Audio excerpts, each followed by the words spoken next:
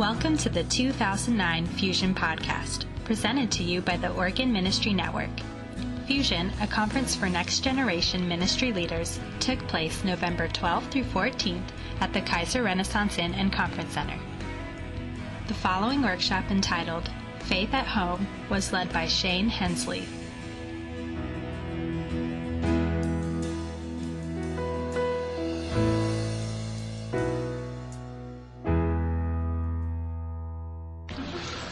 All right, how are each of you doing today? Good. Hey, I am Shane Hensley. For those of you that don't know me, I am just recently given up my children's pastor's responsibility to be the family life pastor at First Assembly of God in Albany. Very excited about that. This family ministry has been on my heart for about 3 years. We went through transition about 3 years ago, and anybody that's ever been through a transition to church knows there's a time when everything kind of stops, and at that particular time God started talking to me through this way. So I just got this kicked off last year, so I'm still kind of in the developmental phases of being successful in this. It'll take a little while to get this program really up and going. I'll talk a little bit more about some of those dynamics, but let me throw a scenario out to you and see if you guys have thought about this. How many youth pastors do we have in here? Or people that work with youth, and how many, and then the rest are children? Rest are children? Okay, good. So we've got a mix, because this applies to both. How many of you get kind of frustrated when parents come and they just drop their kids off, okay? And even if they go to church, you teach your heart out, you prepare all week for a lesson, and you teach those kids, and then the parents come and pick it up, and you wonder how much of that they take with them. Because most of the time they don't get any other teaching. Because statistics show that, and we'll look at that in a minute, that they do not get any other teaching. At home that's not something where it's taught. Now, that's not in every household, but for the majority it is. So, I don't know, but at the time it was really frustrating me. Because I would prepare all week long for a message, I would teach the kids, and then all of a sudden I would start thinking to myself, boy, I hope they took at least 2 things with them. You know, in children's ministry over the years, we've gotten very visual. We know that if we got something visual in front of them, they will hopefully remember and relate that visual to what we were talking about. So, as I was thinking through that, I was kind of looking at the dynamics of the family, and I had a little help with a book from Barna that kind of read through that, and just kind of started taking a look at, as a society, how we look at our families and view our families. And I've got 10 families at my church that I use kind of as my panel, so I can bounce stuff off of them, and none of them are doing it real well, but we're helping them and working through this. But I started thinking about this, we started discussing kind of why we think as a society that we have so much sent our kids to be coached. And basically, as children's pastors or youth pastors, or pastors in general, mostly that are teaching kids, basically the parents consider you as a coach. Just like in anything else they do in life, if they want to get better at soccer, they're going to play soccer, and the coach is going to coach them on how to play soccer.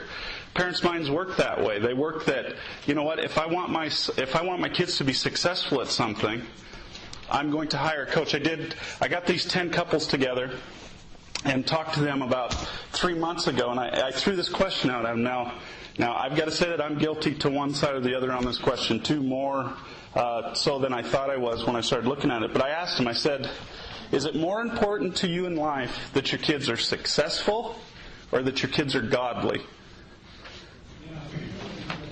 Now, you think about that for a minute, and think about the society that we live in. Even in the Christian church, most parents would tell you that they would like a balance of both, which is not a good answer. You know, and I told my people in that group, that's not a good answer. The answer should be godly, no matter what that price tag comes with godliness. But we look at society and we say, we want our kids to be successful. Most of us in here, our parents and society taught us that we need to be more successful than our parents. Okay? And our parents took the means to do whatever they could to make sure that we were more successful financially and career-wise than they were. Okay? That wall is coming to an end very soon. There's a good chance that your kids, if you have kids, will not be more successful than you are. Because we've hit such a wall in society that it's striving so high, and we push our kids to be so successful that ceiling's coming quickly. And that's a hard thing. So as families, how are we going to react to that? We go back to what I was talking about, being successful or being godly, and it brings a strong point. So each one of us as pastors, we have to get to a point to where we can, as pastors, say, get the parents to come alongside of what their kids are doing and learning. And so it took me a little while to think this through, and I picked up one book in particular. Mark Holman is his name. You've got that a little bit farther down on the paper. You've got that.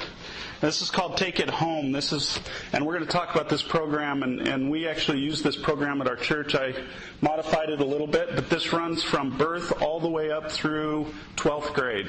Okay, and we'll talk about that. But I discovered this, and what a great program it is. Basically what we're not doing, and I hate to even call it a program, because hopefully in the future, family ministry will not exist, because it's just a part of the DNA of who the church is, and we have senior pastors that understand that. But this is going to be something that's going to take a little while. There's some statistics on your sheet right there.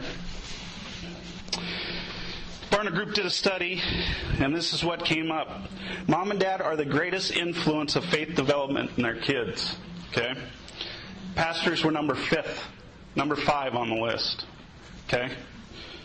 Only 12% of church kids have talked to mom about their faith. Only 5% of church kids have talked to their dad. Only 9% of church youth have experienced either family devotions, prayer, or Bible reading at home. I don't know about you, but those statistics blew me away the first time I said, that can't be true. So I went back to my 10 families, and I said, okay, you have to be honest with me. Okay? You've got to tell me, because I need some answers to these questions. And sure enough, out of the 10 families, one family did devotions with their kids. The other 9 wanted to, meant to, but just never did it. And of course we've been working through this and trying to figure this out. This particular, where we're at as a church family and family ministry, this has been coming on for 20 years, 30 years maybe even. So as you can see that we've been so programmed within our churches that we separate everybody so much. The kids go here, the youth go here, that I'm not saying that everybody needs to come back together, but what I'm saying is our minds think that way. So this faith at home stuff is not going to be a quick fix. It's not going to be. It's going to take, it'll probably, and as I was talking to Darren, he did it for, how many years did you do it in your church, Darren? 8 to 10. 8 to 10. How many years before you even saw any results? I mean, really, them coming together. Oh, yeah, it was probably 4 or 5. 4 or 5 years, So really, this is a process that is going to be long, and it's going to be hard, and it's going to be frustrating. Because we've got to retrain parents to think a little bit differently. That this is not about their kids being successful unless they're trying to make them successful in godliness. Okay? So we've got to, this is going to be a time commitment. This isn't going to be, let's go home and get this rolling next year and it's going to be a 100% success in the church. Now, hopefully over time, as we develop the family ministry, it will be more successful. But as you can see from those statistics, we're a long ways from where we should be.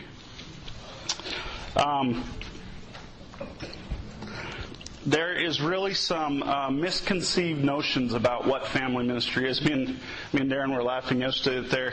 There's a particular church, and all of a sudden they've grouped children, youth, and young adults in this grouping, and now they call it family ministry.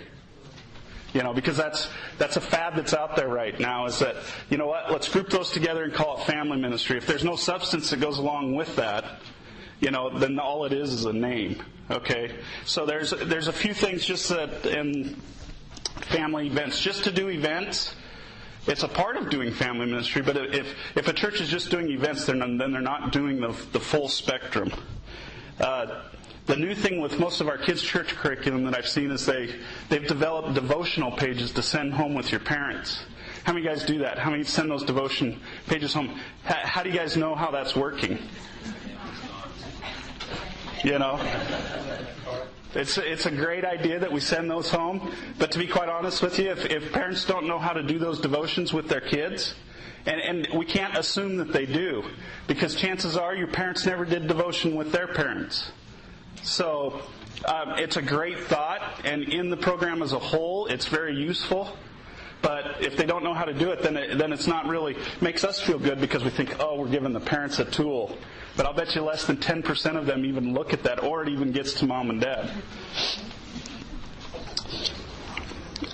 And a service where kids join the parents. How many guys have certain, like at First Assembly, we do every 5th Sunday, so that's 4 times a year, where we bring the kids into service with parents. Anybody else do that type of thing? On occasion. First Sunday of every month. Yeah. When we first started doing that at First Assembly, we did a great job of making it very kid-friendly. Then we got a new senior pastor, and we've got kind of away from making it real kid-friendly, which kind of disappoints me, and we're working on getting that back to where it needs to be. To just bring kids into a service and it be normal is not a good thing. They get absolutely nothing out of it. I'd prefer to have them down in kids' church so at least we can try to put something in them. But that is another thing that churches are doing, and they're classifying it as family ministry. Now, all those separately doesn't make up family ministry, but you combine those together with some good teaching, and it does start to look like something of its own. Now, many churches have taken the family ministry concept and they've added it as a program. How many of your churches in here like programs? Most of our churches in here are program driven. You know what? If we have a problem, the way we're going to fix it is we're going to add another program. And we all know that when we start adding programs, what's that do to our calendar? Balloons it to where you don't have any room to do anything.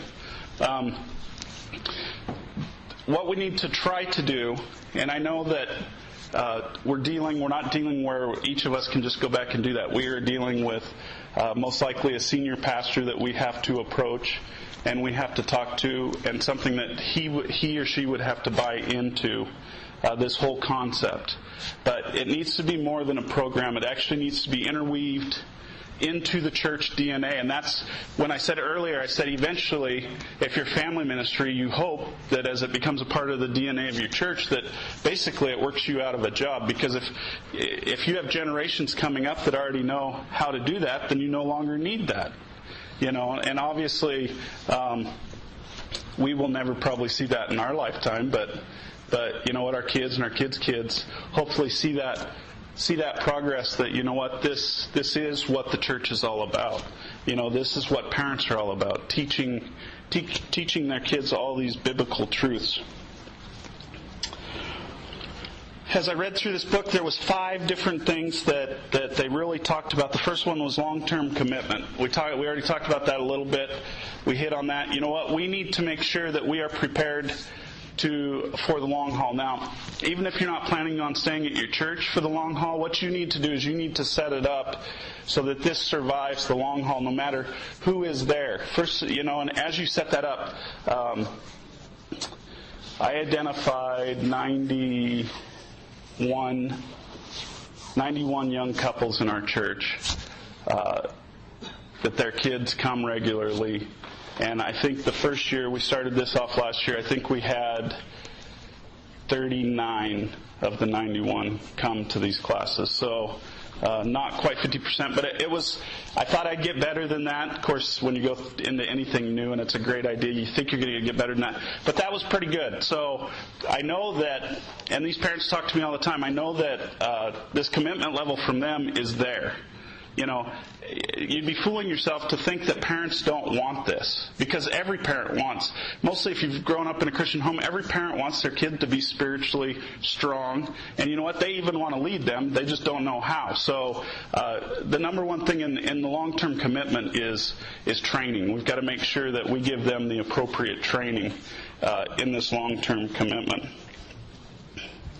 The second thing was the critical role of a senior pastor. Now, I got very, very lucky. When we got our new senior pastor, I went in and talked to him one time about this, and he was like, on board, let's go. He even said, you just get me the stuff, and in 1 month I'll preach 4 weeks on all of this. So I got into a situation where I was very lucky. He really wanted to be a part of this. He thought it was a great idea and that we really needed that. So,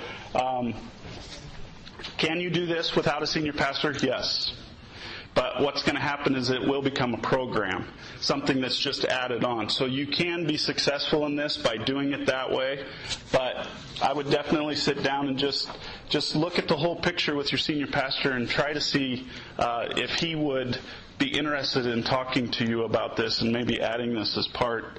And you know what? Most churches that are trying to reach the 20 to 40-year-old age are going to be very excited about something in this way, because all the churches are searching for that particular age group right now. The third one, Faith at Home must be a part of the mission of the church, and we kind of hit on that it's got to be the bigger picture. It's got to be important as a church. And number 4, commit resources to Faith at Home. It is going to be a little bit, it all depends on how you can do it. You can do it 2 ways. You can have the parents pick up costs on things, or you can budget it in and you pick up the costs. As we talk about each step, and I'm going to talk about that here in just a second, there's something to go with each step, okay? So whether it's a family devotion or a box to put all this stuff in, which we'll talk about that, there is a cost involved in this particular program. Now, I'm not saying that any of you have to use the layout that I've used. In fact, I would prefer you to just research this, get some information, and then get something that fits your church the best. But so there is some cost. So we're at the end of the year now. Budgets are getting ready for the next year, and if that's something that you really want to move forward with, I would definitely say to move forward. For the 91 families, I budgeted $3,000 to cover that stuff, and we had 39 show up, and it was pretty close. I think I ended up spending about $1,700, so I would have been about right on in that cost frame for that. And then get all ministries involved is number 5. And that is so important. Dwayne Richards is a youth pastor at our church, and he was on board with that. The other people on staff were on board with it. So as it became a part of who we are, everybody on staff was on board with that. And it's good to just continue to talk to them about that throughout the process, because it is a process. Let me tell you, it's a lot of work, actually. A lot of work. Any questions so far? Okay. I'm going to talk. Yeah.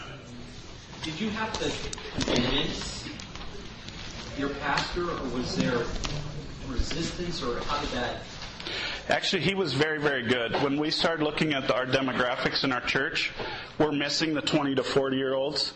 And as we talked about that, we thought the ones that we currently have is a good chunk. We thought that he actually, I didn't have to convince him. He actually gave me a couple ideas along the way, too. So, but as we looked at that demographics and we wanted people to start attending our church and come to faith there, that we thought that was a key part of discipleship in their lives. The other thing that was very interesting that I discovered, and you guys may have discovered this too throughout, is that our generation, for most of us in here, are not as well as discipled as we thought we were.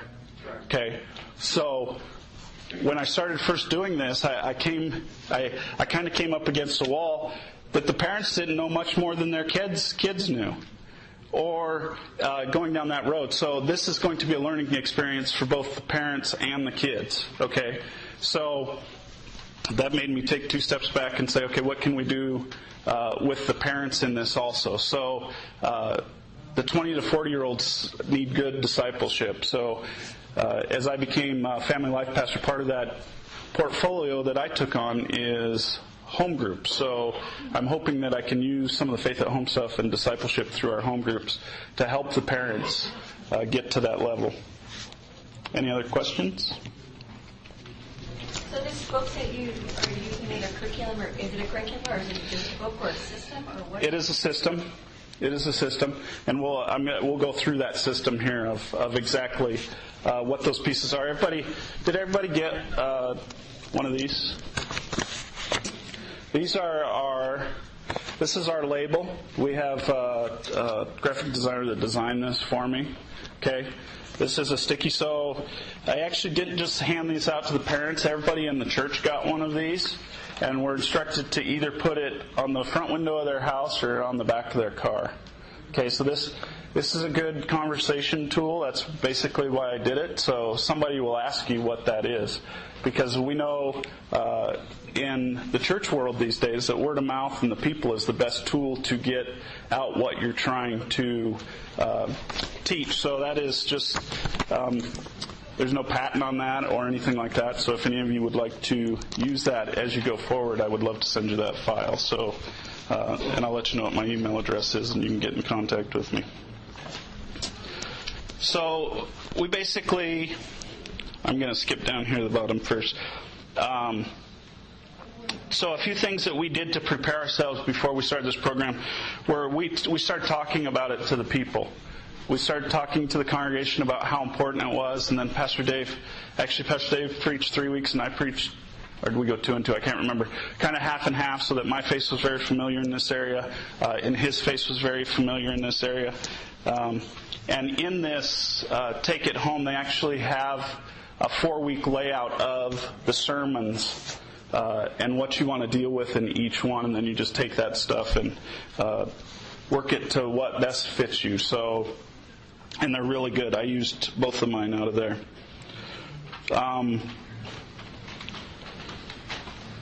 Couple things of follow-up that we've done is we have, once we identified these families when they first came to Faith at Home, we made a portfolio for each family, and we've got those filed away, okay? And my whole attention, the whole purpose for doing that was to call these families up about every 3 months and just ask how they're doing.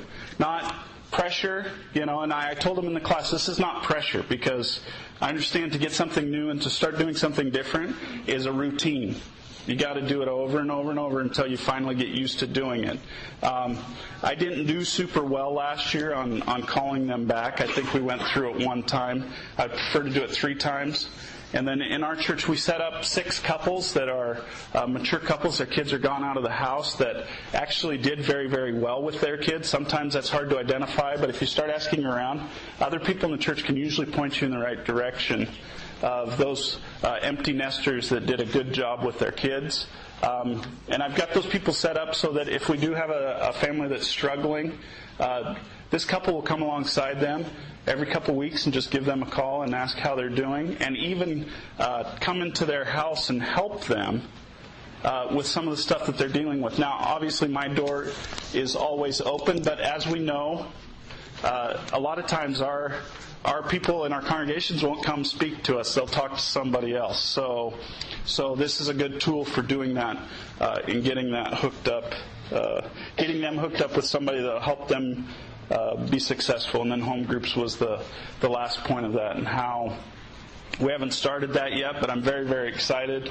I've actually got 12 facilitators in the 20 to 40 range that are all Faith at Home people. So as new people come into the church, that's the way we're going to connect them into Faith at Home, is through our small groups. Any questions about that? All right, let's take a look at this. This Take It Home process is what it's called, by Mark Holman. And you can see that there's listed all those different things on your page there.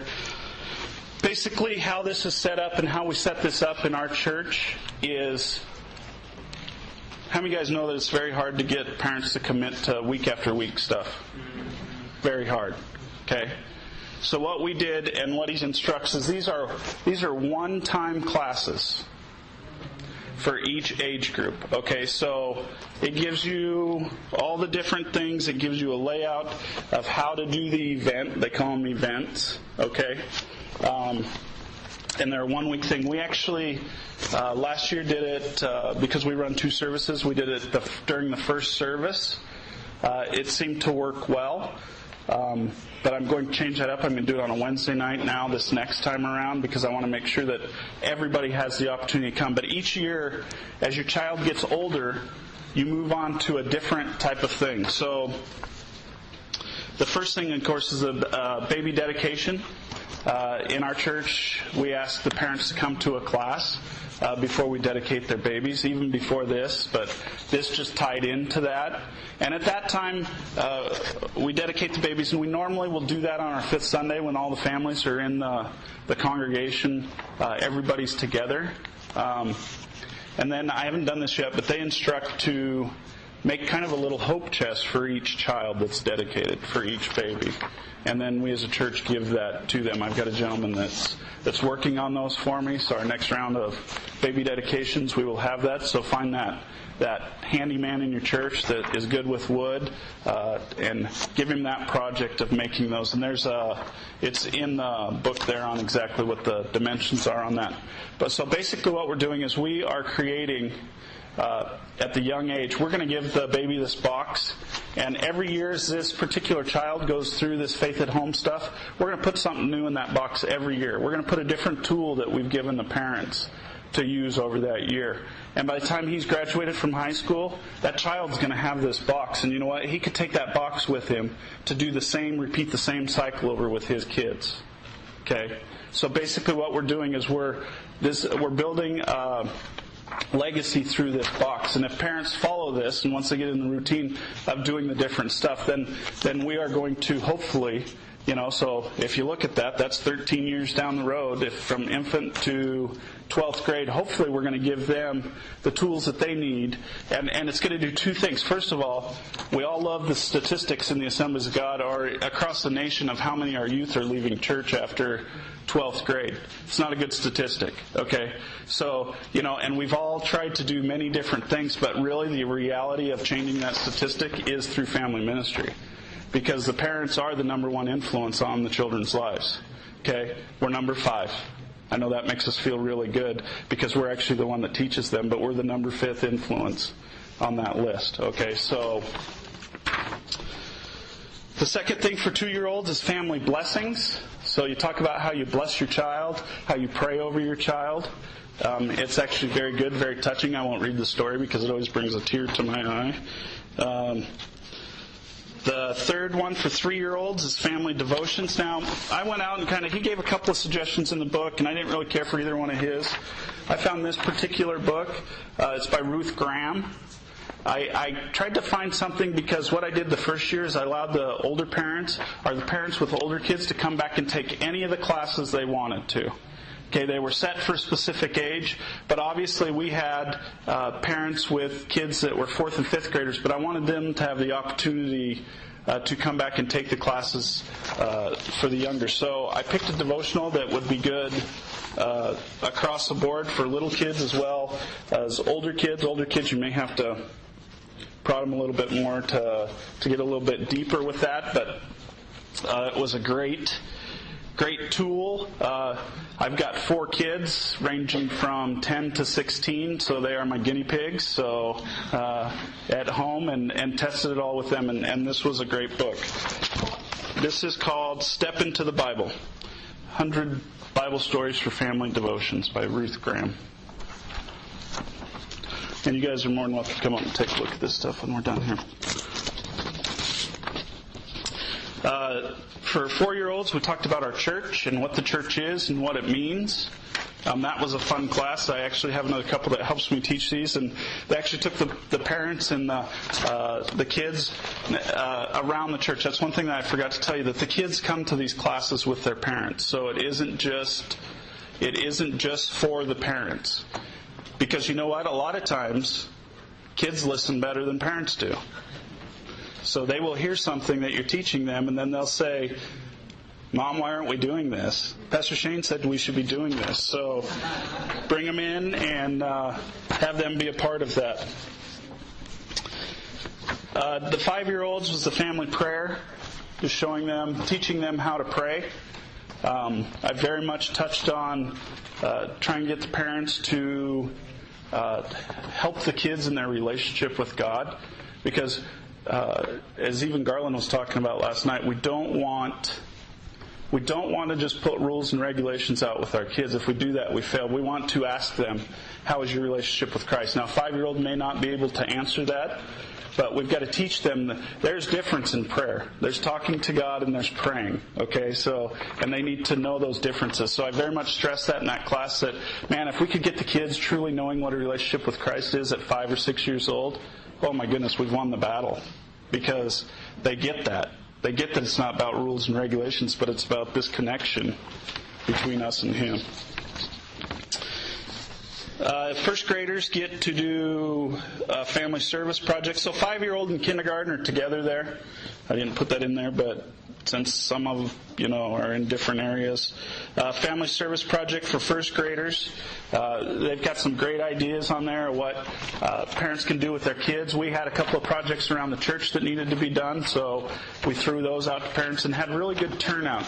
It's pretty exciting to see parents being able to teach their kids how to serve. That's huge. That's huge. So that was a great class, and I'll answer any questions when we get through this list here. Third graders, my Bible. This one is pretty exciting, because not only is it fun to teach kids how to use the Bible, because then you get to play games and look this up, so you can look this up the fastest and have races. But the church provided the kids with a Bible, okay? And what we ask the parents to do is we ask the parents to take this Bible home, open up the front cover, write something in it to their kids, bring it back the next Sunday, and as a congregation we gave these Bibles we allowed the parents to give the Bibles to the kids in front of the congregation, and then we prayed over it. And that was huge. That was huge. And I picked Hands-On Bible because this is good for, unfortunately I don't have it in NIV, but it's good for boys and girls. And this is, if you've never looked at this, we can open it up and you can take a look at this. It's probably one of the 5 funnest Bibles I've ever seen. It's got science experiments in it that go along with Bible stories and all kinds of stuff, so very interactive. Money and Me was for the 4th and 5th graders. We used this particular book, God's Way. It was good. This is the resource that we gave to our parents to help them through section by section questions and stories, and so just something that the parents and kids could work through. I've had the least amount of success out of this class, okay, because this is a time consumer. It does take time to sit down and do this stuff with your kids. Even as I went through this first year, I discovered that parents are willing to commit about 10 to 15 minutes to do something, okay? So as I look at it this year, I'll do it a little bit different. I haven't decided exactly what I'm going to do with this one, but I'm going to change it up just a little bit to condense that so that we can hit that 10 to 15 minute mark until they get used to doing this. So,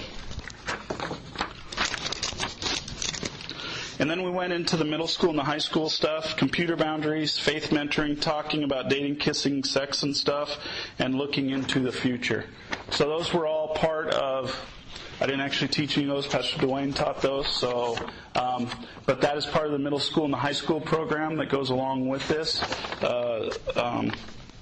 And that is basically, so, that's basically the gist of, now, just like everything else, all of a sudden we put a set of stuff in front of you. Now, I'm not necessarily a fan of that, because basically what we're telling the parents, you have to do this, this, and this to be successful, and we know that that isn't necessarily the case, okay? This is the only thing that we're trying to do here is we're trying to retrain our parents to think a different way and how important each of these steps is in our child's development spiritually, okay? So, as anybody uses any of these tools, none of this stuff is set in stone. Okay, because if you have a 5th grader that's never done devotions or you've never done devotions with them, the money and me thing will probably not make too much sense. I mean, it will because we understand what money is, but that's not really setting a good spiritual foundation for our kids, just the money part. You know what I'm saying? So this program is broader than that. Okay, but this is a guideline to get conversation started with your kids. Basically, that's the whole goal. You know what? If you can get conversation started with your kids, you've won about 60% of the battle. Because if they're willing to talk about it, then you've got great answers waiting for them. And as parents, they need to be prepared to be able to do that. Anybody got any questions? Yes. What do you do, or what do you parents do who have kids that are different ages? Like, you know, if you have one that's a 6th grader and one that's a 3rd grader and one that's a 1st grader, what's the solution for that? We encourage them to come to bring the appropriate age child to the class, to each class. And you know what we saw? We saw as we got into this a little bit that parents would bring all 3 of those kids to all 3 different classes. Mostly, like I said, the first year of just trying to get as much as they could that first year and trying to hit the different levels. The one thing that I did do with the devotional, because I think that's a huge part with parents of this talk, is at the beginning of each class, no matter what age group it was, even through the middle school and high school, I talked to them about the devotional part of that. Okay, and I made that available for everybody. Anybody that took the class, I made that devotion available.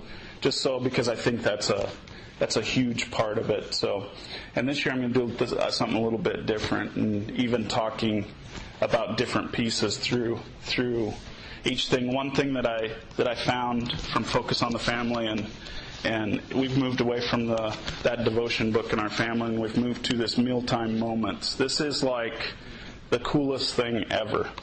Anybody else have this yet? It's awesome. So I'm just going to give you a tip, and we will use this for the older kids now. Well, I'll probably put this in like the 3rd grade level or maybe the 2nd grade level. But basically what this is you just set this on your table. One thing that I require of my kids, if they don't have an activity going on there, sitting at the dinner table with the rest of the family. Okay, that's my personal rule in my house, but that's where I have the best conversation with my kids about this stuff. So, see if I can get to the first one here. The first one's called In a Pickle. It's got a mealtime prayer saying what you're talking about your kids, and then it's got an appetizer, a main course, table talk, and then vitamins and minerals. And it's basically laid out just asking questions like the appetizer says, how many kinds of pickles can you name? You know, just getting them talking. I mean, that's our goal, was to get them talking, and you guys can take a look at this, but different elements of the vitamins, minerals is the verse for that day. And when we forget to put this on the table, lately our kids have been grabbing it and putting it on the table. So they do enjoy doing this. This is easy and a great way and my 16-year-old son likes it as well as my younger daughter. So it's a good thing to mix together all of that together. So any other questions? Yeah. Can you talk about the schedule of how often you're offering these classes? Basically what I did is I created the schedule of each class is 1 week. So basically I took the 2-year-old through the 5th graders and offered those consecutive weeks. So basically it ran for 3 months roughly. I had different people teaching the classes, so I wasn't always in there, but each week there was a new class offered. During our first service, which is we do split track Sunday school, so we have Sunday school both services, but we chose the first Sunday school hour to do that. So then you can hit all 13 age groups several times in a year again? You can, yes. In fact, this year, 2010, because we did this in the spring, so I haven't hit it in the fall.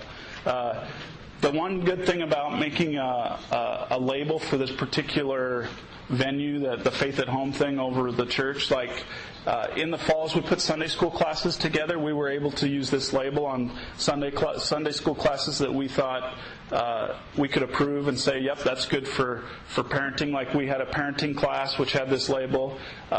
We had Getting Deeper with God class for and it was written very, very well.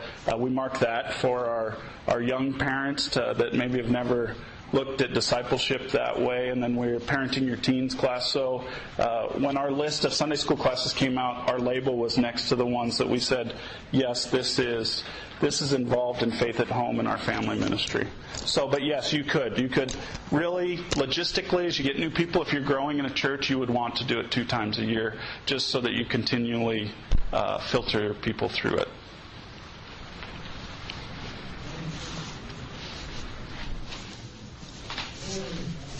Yes? Going into, do you have something in place, you said that you don't want it to be a program but part of the DNA. Even doing like the devotional book and stuff, eventually you just want the parents to be able to just part of their DNA to be able to pour into. Yes. Yeah, so like a class that's in mind.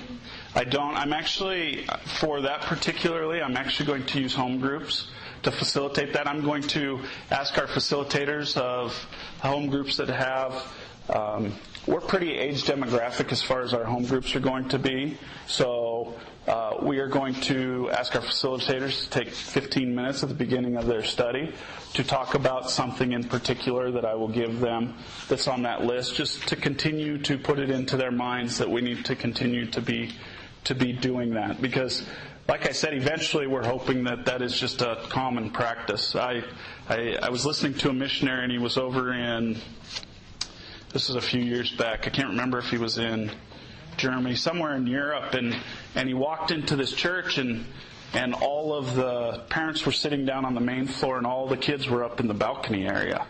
And he thought, well, that's strange. So he kind of leaned over and asked one of the people, he said, well, why aren't your kids in kids' church or doing anything for kids? And the guy gave him a really funny look and really didn't answer him. So he talked to the pastor later on and found out that the parents are responsible for raising their kids. They don't have anything for children. The parents are the ones that teach them those foundations in the home, and that's where they learn all of it. And they come to church and they're part of the service just with the adults. So, and that's a culture thing. And we've made what we do into a culture thing. Yes? How do you incorporate, do you incorporate your senior citizens and your singles and those people so they also can feel that family connection or that role modeling that they don't have, that they have lacking in their I can admit that we probably have not done a real good job of that. We very much strongly, when we first started this, made everybody understand that a family within our church is not father, mother, and kids, that a family is made up of whatever your household is. Okay, so overall, when we were preaching on it, we really tried to get them to understand, and that's why I gave everybody in the congregation one of the Faith at Home stickers, because I wanted them to understand that this is not just about families, that all of us, no matter whether we have kids or not, no matter what age level we're at, we should be living that same faith in our homes. And basically what it comes down to is trying to, and this is going to sound really bad, take the religion out of church, of going to church, and expanding our relationship with God across the full week. And that's, as a bigger picture and bigger concept, that is what we were trying to accomplish there. Yeah? Shane, when we launched multi-generational small groups, the hardest truth to get convinced were the old people. The younger families were saying, good, we get to hear from the wisdom of the older people. But the older people were the ones that were the biggest challenge to them to see this is your responsibility. Yeah. And I think that's the biggest challenge. Yeah. That's true. And I haven't dealt with that yet, so we're still kind of working through this, but I will. Maybe allowing a grandparent to be willing to share that does have grandchildren, saying, yes, this is how grandparent role-playing is with and what the key components are, for that grandparent and Yeah, and we did a little bit of that in one of our sermons. When we were talking to them, we were talking about how important grandparents are, and we always threw this question out to them 2 different times. All of it, those that have those that are grandparents have grandkids in other churches, and how would you want the other churches to represent your grandkids? So yes, we guilted them a little bit, but that's okay, to get them to just understand that, this is not just mom and dad standing by themselves, but this is truly a body of believers that can come together and help these kids understand, who Christ is. Would you have to adapt something because unfortunately there's a lot of grandparents out there that are having to raise their own kids. Would you have to adapt for that situation, or? We actually did not. What we did is we identified all the kids and the age of the kids and whoever was taking care of the kids got the postcard. We did, yesterday as we talked about this and Darren got us all thinking that was in here with Darren, the one thing that we don't do well is those kids that come to church without the parents. Okay, so, as I heard that yesterday, that's something that I've got to go home and reconsider and figure out how that fits into what we're doing. I can honestly say that I can't think of maybe more than a handful that come that don't have their parents or some kind of guardian with them, but all of those are great questions. You know what? And the grandparent dynamic is very different than a parent dynamic because of generational gaps and how different we are in society right now from where our kids are, even to where we're at. I mean, things are changing very quickly. They think very differently than we do.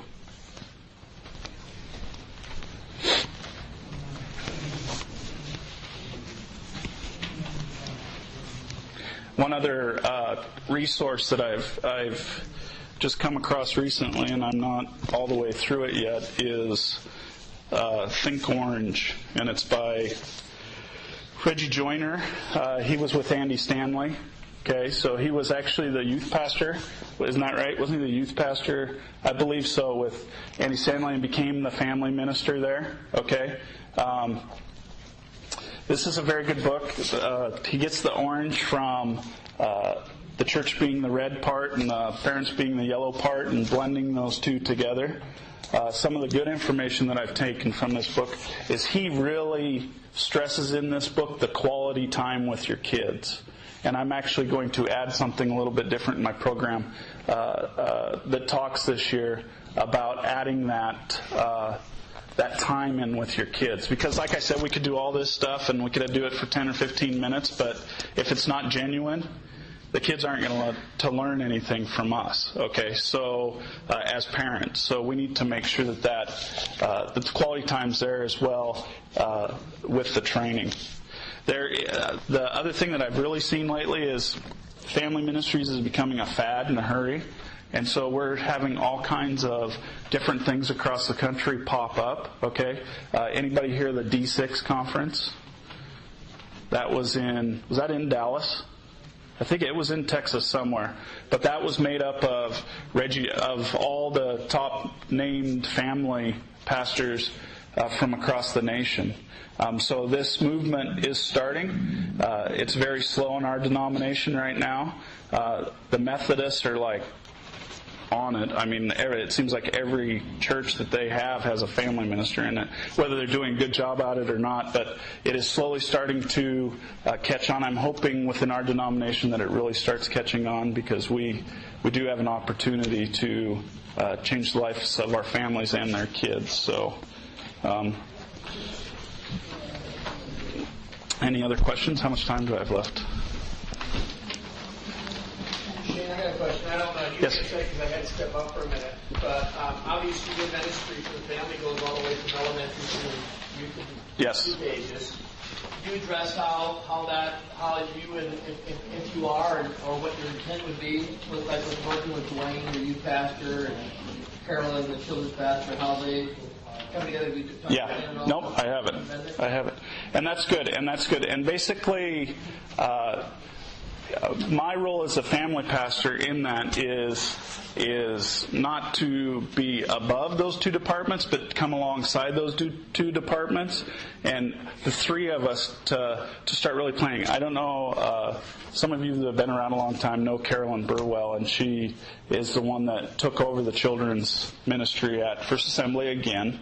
I think she's worked there about 35 years total now in that capacity. But and then Dwayne Richards. So we've got a great staff of the people that get it, And so I personally haven't had the opportunity to really gel all of that together, but I am very much looking forward to doing that and just working with that across the board to make this be a fit that is very much in it. Now, Dwayne did do the stuff last year, but anybody knows a first-year kickoff thing is all about trying to get it done, and then the next year trying to rework it to make it really fit and work in your church. So looking forward to this second year of doing it and meeting with them and getting it integrated into the church. Not a program, though. I keep saying program, but I don't mean it as a program. It's hard not to say program. Yes? How long did it take for your people to begin to understand the concept to buy in? I still think they're buying in, to be quite honest. I think they see it as a tool now. It was really funny to go out and talk to them because their willingness is just like, praise God, I mean, this is going to go so great. But then to actually get them to the class and actually get them start doing it in the house is like pulling teeth. I mean, they did really good for 1 week and then it's gone, And with devotions, that's why I tell them, you know what, twice a week. I don't want you to do it any more than twice a week for the first month. Twice a week. I want you to build that in that, at the minimum we're doing it twice a week, and then after that first month you can try to do it every night or however you want to do that. Because any of us that know trying something new or getting going on something new is a difficult thing to do, mostly with our busy schedules. Like I said, 10 to 15 minutes. That's what most parents are willing to give in that particular area. So the buy-in is still happening, The other thing that I would very much, I encourage each of them to email me their success stories as they have them. Because when we do a kickoff in front of the whole church again, I'm going to have some of those success stories videotaped, and we're going to show those up on the screen. Because I want our parents, our other parents, to know how successful this is, but I also want the seniors and the singles in our church to know how successful this is, and hopefully get a little bit of momentum going that way.